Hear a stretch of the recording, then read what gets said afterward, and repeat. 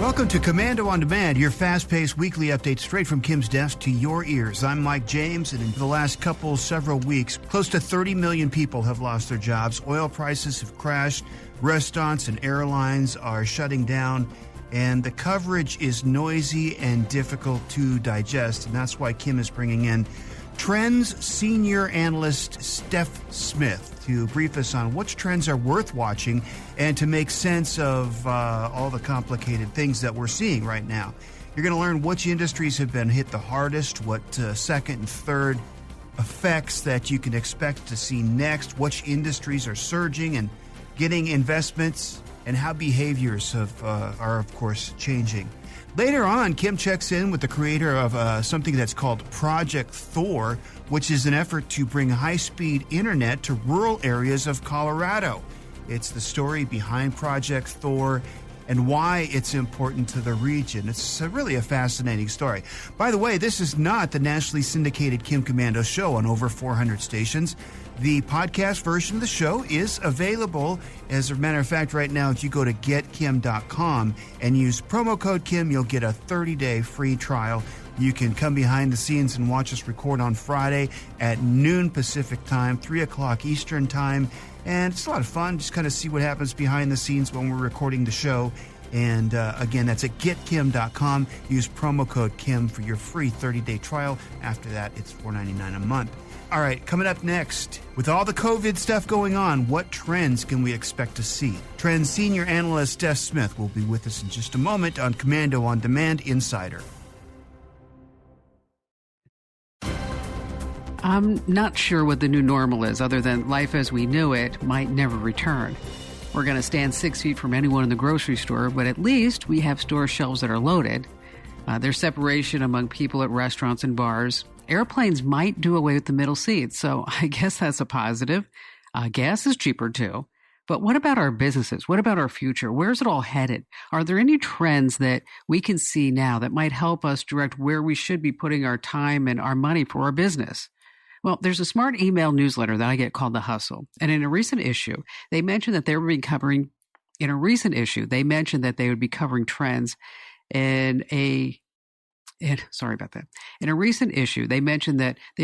trends, what life would look like after COVID-19. And joining us is Trends Senior Analyst Steph Smith to brief us on which trends are worth watching and to make sense of this complicated world that we're in. So, Steph, let's start with the elephant in the room. I'm talking about Amazon.com. They can't handle demand. Sales are out of control. What's the trickle-down effect of this?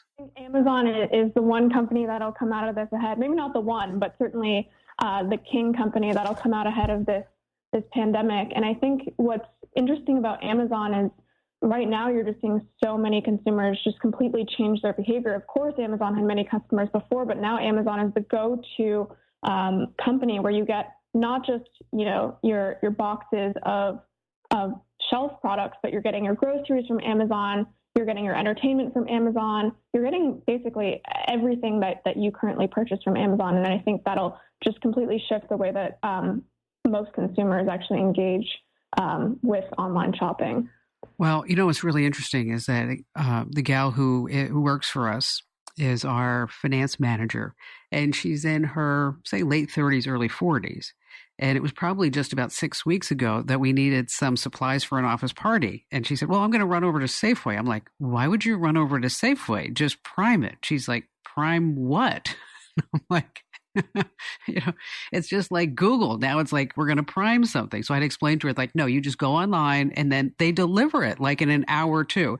All right. We know that the hour or two is not that way in all places across the country right now. But still, if you buy something at Costco, it says 2-day shipping. Now it's 14-day shipping. I just did that myself. But what about going back to Amazon? Okay, we have all kinds of third-party sellers on Amazon. Do we see any other competitive marketplaces coming up like this? Yeah, absolutely. So I think there's actually a lot of backlash right now because, of course, Amazon itself has brands on their platform, and they really, similar to the way that Google can dictate how search results show up, Amazon can dictate how different brands are showing up on the platform. And it's really this this interesting dynamic where brands are kind of they're kind of stuck, or they're dependent on Amazon. So you're already seeing a lot of brands go and create their own platforms, their own direct-to-consumer platforms where they're shipping directly without Amazon. You're also seeing brands like Shopify. Shopify is continuously developing their platform, and they're actually looking, I think, to compete directly with Amazon. And of course, you see other giants like Walmart, which have large e-commerce platforms. And so I do think you're seeing this backlash, and it's similar to what you see with Google, where people are like, I can't be dependent on this one platform, especially as Amazon puts their own products in place of many of these brands. You are, I think, going to see a diversification there. Yeah, that's really interesting to me, Steph, that you said that, because it's fascinating to me that Amazon said recently, like, no, we don't look at the data in order to try to figure out what we should be selling. It's like, oh, come on, really? I mean, I think your nose is growing, just like you would even think that we would possibly believe that. So we start talking about all these other platforms, and people are moving to other places because they don't want to be consumed by Google. They don't want to be consumed by Amazon. What industries do you think have been hit the hardest by COVID-19 in this pandemic? Yeah, so there's of course the industries that are the obvious ones that are just directly related to closures, right? You have airlines, you have the box office, you have restaurants. So I think those ones will be shaped completely differently as they come back online. Like, you just imagine, I'm not sure people will want to be in a restaurant, at least as we imagined it 3 months ago, in the next couple of months or even years. So those industries will be completely reshaped. But then you also have industries like malls, for example, as we were just talking about e-commerce, which, malls are closed right now. Some people estimate or predict that, malls will come back once this is all over, once we can all get back to work. But then you just have these changes in consumer behaviors, which we do have to think about. And you have to kind of just look at every industry line by line and say, even if this isn't directly impacted by closures, how have our downstream effects, how are those going to impact the way these businesses either don't open up, or if they do open up, will they be completely different? And so I think there's the obvious ones, as I mentioned, but we really do need to go line by line with every industry and think critically about whether these industries are being impacted for the long run. Steph, that's a really good point. What do you think of the gig economy? We start talking about Uber and Instacart and anyone else under the sun. Yeah, so the gig economy has been growing in terms of its market share of I guess, employment overall for many years prior to the coronavirus. But of course, you're seeing that increase substantially during this time period. And what'll be interesting is, there's already been some backlash in terms of these gig economy workers. They're not getting healthcare. They're not getting the same benefits. And as you have a larger percentage of the population actually enter these employment terms, you're going to continue seeing backlash there. And so I think what we will see is some sort of legislation change in terms of how do we support these gig economy workers? How do we actually, once the gig economy becomes a majority of our workforce, how are we going to maintain or support those people? I think that's going to be a conversation. And then just in general, right now, you're seeing a large amount of unemployment. And as people are currently at home and can't, find employment, they're going to look for different avenues. And the gig economy is a great avenue, at least for the time being, for people to start looking. And so I think just naturally, in terms of people moving more online, people losing work and looking for different avenues to find new work, the gig economy is just going to thrive in this environment. Hopefully we can actually provide people with good opportunities in terms of, again, some of those healthcare benefits as well. You mentioned Uber, and we talk about the gig economy, and a lot of these companies came after the 2008 recession. And we had a lot of VC-backed businesses like Uber and Slack and Square, even Groupon, right? To name a few. What do you see right now that's happening in the VC marketplace? Yeah, so just naturally as we enter a more recessionary period, there's a shift in dynamic in terms of how people allocate their capital. And you shift from, when you're in good times, many people are very happy to make long-term bets and fund innovation that maybe won't pay off for, 10, 20 years. What you see generally in recessionary periods is that pulls back a bit, and people are now looking to fund things that will be more immediately profitable. And so you're already seeing this with, seed deals are already down more than things like Series A or Series B deals. And why is that? It's because seed deals are less certain, right? These are completely new companies versus something that's already in their Series A or B that have proven profitability or have proven their product market fit. So you're already seeing a pullback in terms of people willing to bet on the future. So that's one thing. And then in terms of actual industries that are getting funding, we did an analysis of this last week, and pretty much the companies, at least in the short term, that are being funded are anything tech, of course. And then within tech, it's biotech, it's fintech. And so you are, I think, going to see even more of a pullback in VCs willing to bet on some of the more traditional industries. And as far as the money that's exchanging hands, are you seeing a decline in how much the VCs are willing to put up? Yeah, I think there's definitely been a decline. You're seeing a slowdown in both deal volume and also deal size. I think that'll continue into the future. But again, it's just this incentive structure where when there's less money flowing, people need to have the confidence that they're going to get their money back. And therefore, they're not only going to look for potentially smaller deals, but they're going to have different terms. And really, I think the equation shifts from, for a long time, the actual entrepreneur had a more favorable position in negotiations. And now we're actually seeing the investor, I think, take some of that back. And they'll look for companies that are more immediately profitable. When you talk about profitability, are you looking at, and the VCs, are they, like you mentioned, like it used to be like, oh, well, we want to get them in touch with the marketplace. We start collecting the data. We want to get our foundation, get our footprint. And as the paradigm changes, then we might see a profit in 24, 36 months, something like that. Are those time frames shortening up as well? So I think it's a little too early to tell, but you saw some of this drawback happen even in 2019 before coronavirus. So you saw kind of a wave of companies that were slated as unicorns, and they focus, as you said, they focus on user acquisition and having that happen first. And then they said, you know what, if we have this number of users, we'll figure out how to monetize. And then you actually saw many of those companies struggle to do so and struggle to really turn that profitability key. And so you already saw some backlash in 2019 where, companies like 2019 was the year of the IPO, right? Uber, Lyft, like all these companies that were not profitable were going public. And you saw some of their stocks really, really take a hit post their public offerings because they really weren't profitable and there was no clear pathway to profitability. So I think there was already a backlash in that. In 2019, and I think with the coronavirus right now and us going into a more recessionary period, it's almost inevitable that will be drawn back even more. Hey, remember, especially in times like these, it's important to keep up with breaking tech news, security alerts, data breaches, and much more with the free Komando newsletters. You can get yours at komando.com, which is KOMANDO.com.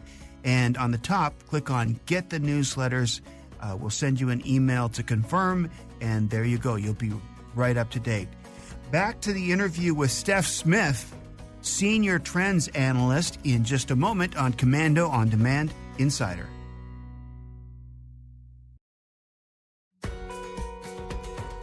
So as you're analyzing all the trends, are there any standout companies, even if you don't name the company, like there are these certain products that you're like, wow, that was really smart, and I could totally see this being funded before, say, another type of opportunity?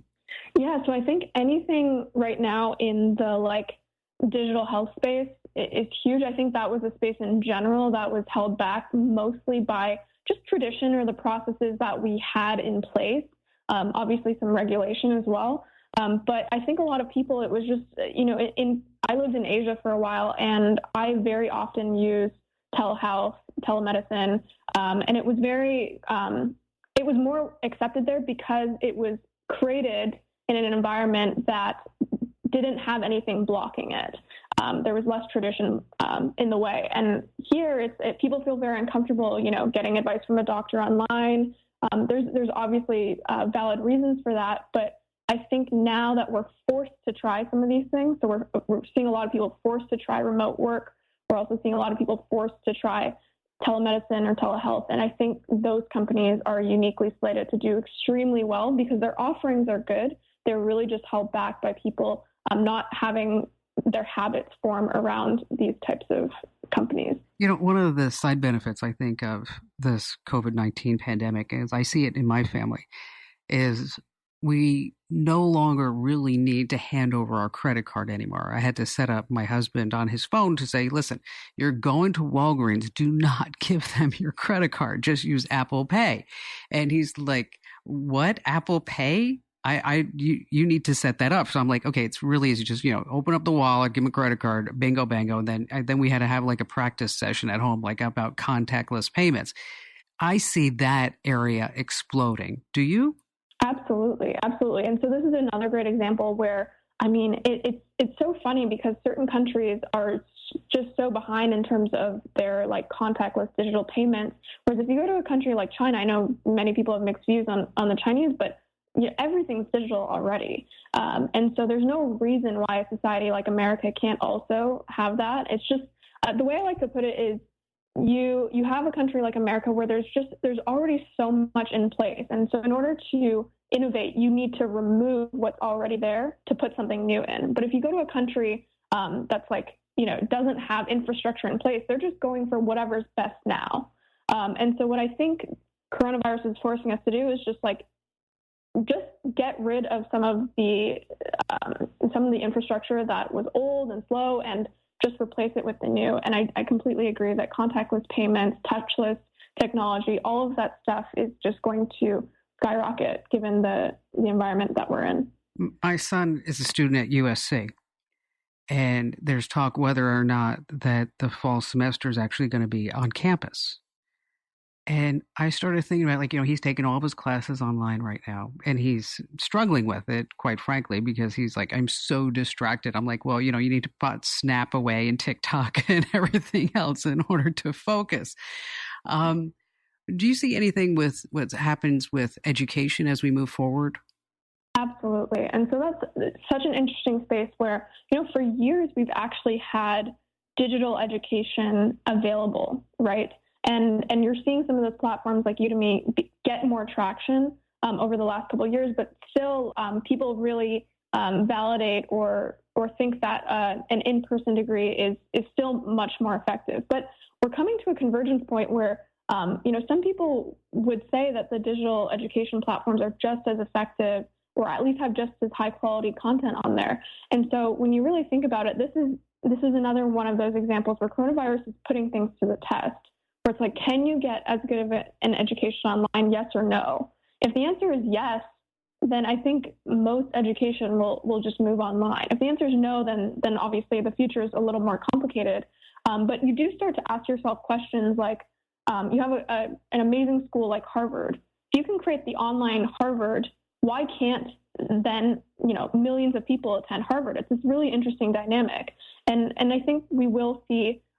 Personally, like a prediction for me is that I do think we're going to see many schools go online, and many of the schools that have temporarily closed may never open again, at least in their old form. I wonder if the tuition will be cheaper.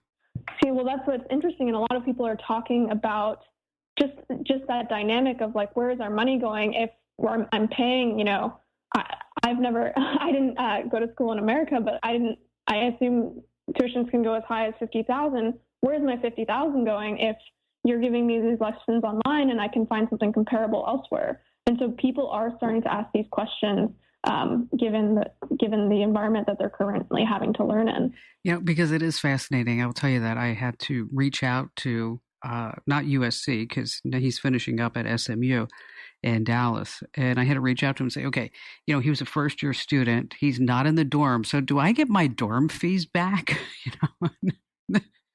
And the first question, they actually said, well, you know what? We're not sure. I'm like, well, what part he's not there? Don't you get on? You don't understand. I mean, he hasn't been there. He's not eating the food. He's not using your electric. But it is really fascinating getting back into what life is going to be like and how this is a total disruptor. I mean, in so many different aspects, up to and including, anything with dating online. How's that going to work, Steph? It's so funny. I mean, I've heard, I'm personally not single, but I've heard of people either just saying like, this is a period where I'm going to stay away from that. But then you also see some really interesting things going on. I'm not sure if you saw, there was a Netflix show. I can't remember what it's called, but it was basically people who sat in these booths. Oh, I think it's called Love at First Sight or something like that. But anyway, Mm-hmm. You're right. Yes. And so people created a digital version of that with basically like a Google Sheet and a Google Doc where people would go and they would, match them up, and then they'd go on these like Zoom chats without video, talk, and then, get matched with someone else. And so it's really interesting to see like when humans are forced into these strange environments or this life that we're all having to live, they find ways to date and to fill the gap. What about homeschooling? Gosh, so many parents are like, they've had it. They don't want, they're like, oh my gosh, whatever we were paying our teachers, it wasn't enough. Please take these kids back. Yeah, I know. I heard someone say, I've been talking about movie theaters and how I think, they won't really return in the ways that I personally think they won't return in the ways that they once existed. But I did hear some parents, say that, no, like we need the movie theaters. It's the best way to like have a couple hour break from the kids. And so I think homeschooling, similar to online schooling, where you're having a bunch of people test it. And right now, also a lot of people create products and technology to facilitate it. So you hear of some people are creating basically like online homeschooling classes, so that like let's say you have a cohort of 50 parents and they don't have the time because they're working, so they can't homeschool their kids one-on-one.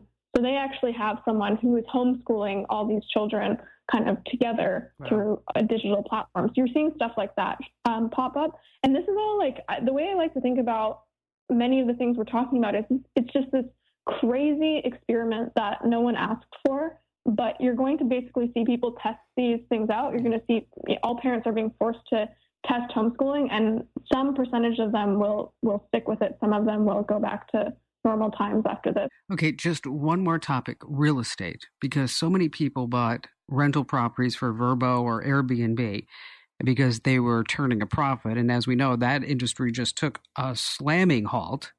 Well, what do you think is going to be happening with that? Yeah, so I mean, the real estate market overall is, I think, going to take a hit. That's something more downstream that you typically see in recessionary periods. So I don't think this is going to happen next week or even a month or two from now, but slowly, as of course people start defaulting on their loans or just people have less money in general, you're going to see real estate prices go down. The interesting point that you make about, there's these new parts of the equation in terms of companies like Airbnb. And you saw for years Airbnb say that, what we're doing is not actually putting any pressure on the housing market or the prices there. But now you're actually seeing proof that it probably was.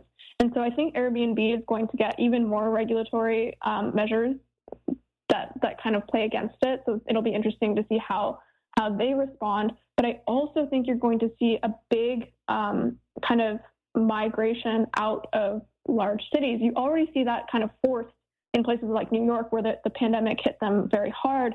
But you also just consider that many people right now have moved online with their work. Many of those people will continue to move online, and there's less incentive for them to have to stay in New York or San Francisco or LA.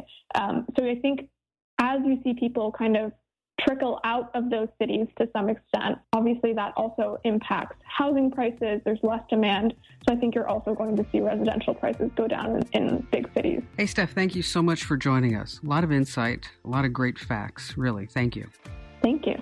Hey, if you have a question about something digital and you'd like Kim's unbiased tech advice, of course, it's advice that you can trust, go to Komando.com and in the upper right-hand corner, click on the Be a Caller button, and then we'll ask you about some details about your question.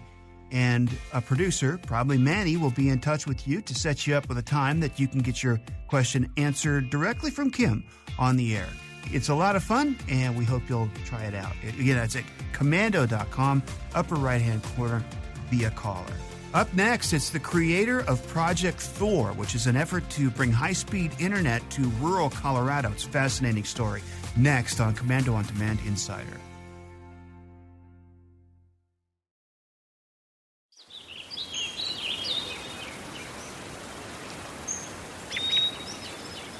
Okay, let me take you on a trip to the Colorado mountains. The air is crisp. The mountains are just magnificent with the tall green trees almost reaching heaven. And then you have the flat plains, small towns with family-owned shops just adoring the streets. It's just adorable. You can almost picture what it must have been like for the ranch hands and the cowboys to just come into town.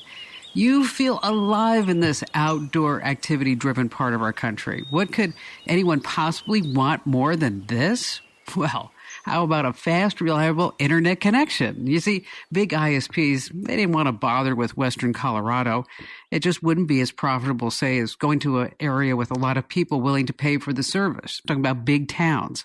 And some residents of Western Colorado, certainly they've turned to satellite, but you know how that is. It's expensive. And it's really not very good for anything much more than, say, basic web searches and email. I mean, you don't want to do any video conference calls or real-time gaming. Well, in 2018, times totally changed for the people here. The region built 481 miles of broadband hardware, and it didn't really cost very much. Okay, $2.6 million. And here to tell us how it happened is Nate Walowitz, the regional coordinator and creator of Project THOR. And in case you're wondering who THOR was, I looked it up myself before this podcast, named after the hammer-wielding Norse god. So, Nate, thanks for being with us. And let me ask you, how did you feel when you flipped the switch, so to speak, and finally got people in Western Colorado the internet access that they truly need today? Kim, hi. It was exhilarating to be able to start to deliver services to these communities and deliver reliable broadband and at affordable prices because they didn't have access to this before. And so were they just using satellite? Like I mentioned, I just kind of guessed that's probably where they were ending up. They were using, yes, Kim, they were using satellite. They were also using very, very slow speed connections from existing telephone providers who, as you said in the intro, weren't really investing in upgrading the equipment in rural areas because it's not cost effective for them to do so. Okay, so take us to the beginning. How did this idea even come to be? We had a couple of objectives because I heard a couple of needs from our communities through community meetings, and also we had a broadband study done in the region to identify challenges and opportunities. One of the challenges was that broadband bandwidth was not affordable to our region. It wasn't accessible, and it certainly wasn't reliable. And so how many people are we talking about? We're talking about a population. Most of the towns in rural Colorado have less than 5,000 people. Our largest communities are 5,000 people. And as you get out further into the mountains, the populations in some of these towns drops to a couple of hundred folks. So certainly the investment per person doesn't scale. Yeah, that's exactly where I was going with. I'm like, so how much did it cost per person in order to bring them the internet access? Especially, I mean, today, I don't really know how you would survive without good, reliable broadband. I mean, it's not just having Zoom calls. It affects every aspect of every business. I mean, what about the medical centers and the hospitals trying to get x-rays and files and things like that? We do have a number of hospitals in our area, and they were very challenged, first of all, to get the bandwidth that they needed and the speeds that they needed to be able to serve their patients efficiently and also affordably. We have one hospital. They're a rural hospital. They're moving in the world of COVID-19. They're also moving into telemedicine very intensively. But one of our hospitals, it would take them, when they had their 1 gig connection, it would take them an hour to send an MRI down to a radiologist for them to take a look at. God, that's crazy. Now they have it is. And now they have a 10 gig connection, and they can get an MRI reading from a doctor in 5 minutes. Which is the way like most of us would be used to. It'd be like, an hour? Are you kidding me? It's what's going on with that? All right. So how did you pull together the money So if somebody's listening right now and they're thinking, you know what, we have a rural community, we'd like to figure out something like this, but you did pull together $2.5 million or so. Yes, we did. I went out, and our communities, some of our communities stepped up and said, if you can get us better broadband and we can find matching funds, we'd be happy to contribute and invest in building Project THOR. So I went around to local county governments and towns and municipalities and hospital districts and one rural electric co-op and asked if they would be willing to contribute to the fund. We raised $1.2 million. We raised $1.2 million in local funds, and we received a matching $1.2 million from the state of Colorado. So then it comes time to, we'll spend the money efficiently, and then we have to do the actual plan, right? I mean, how are we going to be getting the lines where they need to be? And how long did that process take? That process took over a year and a half, almost 2 years, to determine where existing fiber was, if we could get access to it, and what publicly owned fiber could also be made available to us, so that our costs could be reduced using public infrastructure as well. Did you get any pushback? We did get a little bit of pushback, but times are changing, and the existing providers, while they understand that we're competing with them a little bit, I like to use the word co-opetition. I don't think I've seen that in the dictionary, Nate. Sometimes we're competitors, sometimes we're partners, and we work cooperatively. And so we did get some pushback, but we were able to bring it all together and build a unified network using a competitive local exchange carrier who acted as our private partner.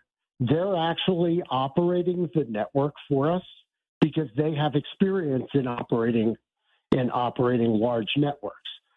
So we don't need to hire the technical expertise in-house. We outsource that. Oh, so good. We created a huge public-private partnership.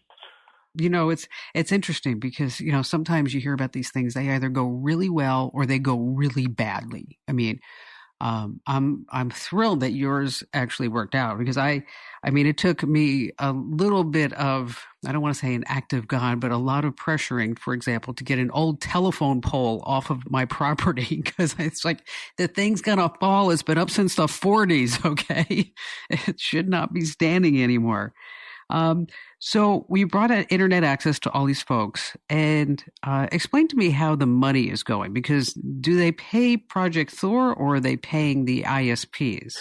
They are users that want access to the network, ISPs, consumers, businesses. They actually pay the ISP, and the ISP pays we call them Meet Me centers, which is where Project THOR lands in each community. They would pay the Meet Me Center host, and then Northwest COG does an aggregated collection to meet all of our monthly and annual recurring invoices. So, are you using any fixed point wireless, or is it strictly fiber? Today, it's strictly fiber. We were able to gain enough access to existing fiber that we could either build short lengths of local fiber, which were affordable for the project, or lease fiber from either government, public agencies, or local service providers to be able to do that. There is one community that we are going to connect to Project THOR in the future.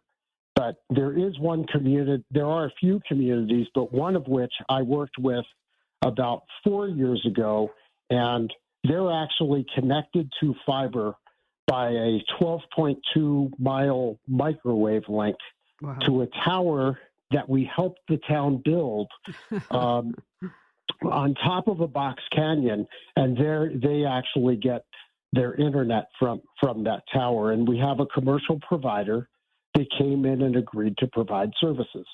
Another public-private partnership. That is amazing, really.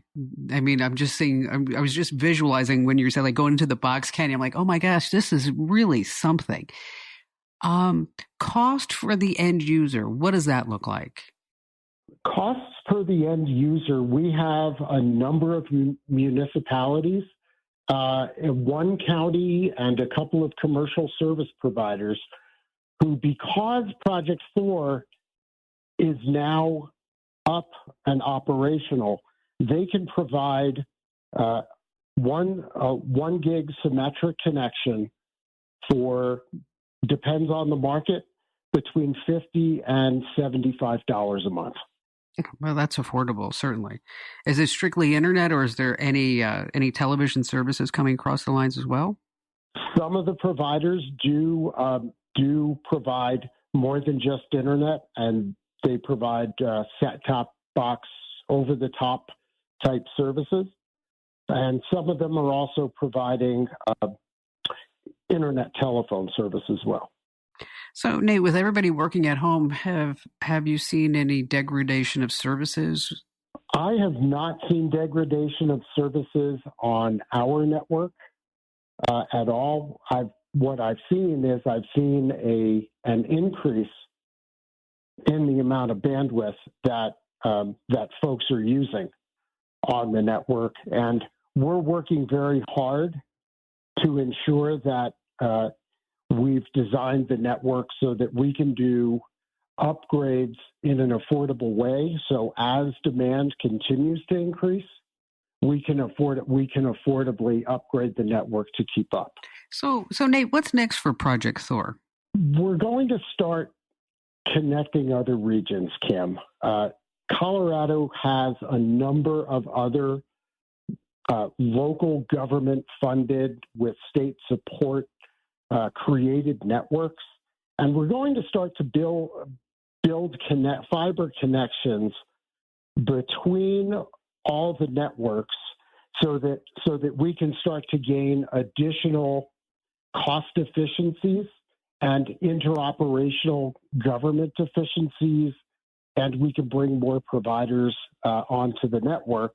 And of course, the next step also is taking the Project THOR concept and talking to other regions of the state that are significantly underserved and bringing the Project THOR model into those communities to help provide the advantages that Project THOR brings to the Northwest Colorado today to other regions of the state. Yeah, I see so many people, Nate, that could use this throughout our country. I mean, the rural communities are definitely underserved when it does come to internet access. And there in Colorado, you proved it's like the brand new gold rush, right? That's a good way. That's a good way to put it, Kim. We have one town who, as soon as Project THOR was turned up, they started to look at a broadband strategy, and they had 3 other service providers who hadn't been working in the town come to the town and say, hey, you know what? We'd like to provide broadband in town for you. And you're like, where were you 5 years ago? Okay. Right, exactly. Well, without Project THOR and without reliable access that's affordable to the internet, they couldn't afford to come in. So, Nate, why don't you give everybody some details about how they can learn more, your web address, good stuff like that? Sure. You can look up Project THOR at northwestcog.org. commando.org/broadband/Project THOR. Or you can reach out to me. My phone number is on the website. And my email address is nwalowitz@northwestcog.org. And Nate, I take it from that last name that you're a nice Irishman? Right, exactly. Nate, thanks for joining us. Did a great job. Kim, thank you so much. I really appreciate you seeing Project THOR and reaching out. This is fantastic. No, you know what? I think when I read the story, I'm like, this is phenomenal. And I have people that call me. I was just thinking about, I have this guy outside of Tennessee who called me, and he was trying to figure out how to get internet access to a rural community that he wants to build, because he's buying all these acres out there, or wants to, and build a community of tiny homes. But there's no internet access anywhere near it. And I thought, what a novel idea that is, though, to make a community of tiny homes where people can pull in, kind of like he said, like an RV park of like the 1950s, but now people can pull in with their Airstreams and their tiny homes if they want. So. And that's what people want to do today. There's a disconnect. There now is truly the ability to have a disconnect between where you live and where you work. So you can work where you want to live. Yeah, or now I'm like living and working in the same room, but that's okay. I am as well. I think we all are. I know my Apple Watch comes to me, it looks at me and goes, "Excuse me, Kim, are you okay? Because you're running every single day and you've never done this in your entire life." Hey, Nate, have a great afternoon. And if you ever have anything else that you want to talk to us about, something new and exciting, just reach out, and we'd love to have you back. Great. Thank you, Kim. Well, thank you for listening to Commando On Demand Insider. A special thanks to our guests, Steph Smith and Nate Walowitz. Join us next time, or if you haven't already, make sure you subscribe so you get these podcasts delivered to your device every single week. Again, thanks for listening, and we'll see you next time on Commando On Demand Insider.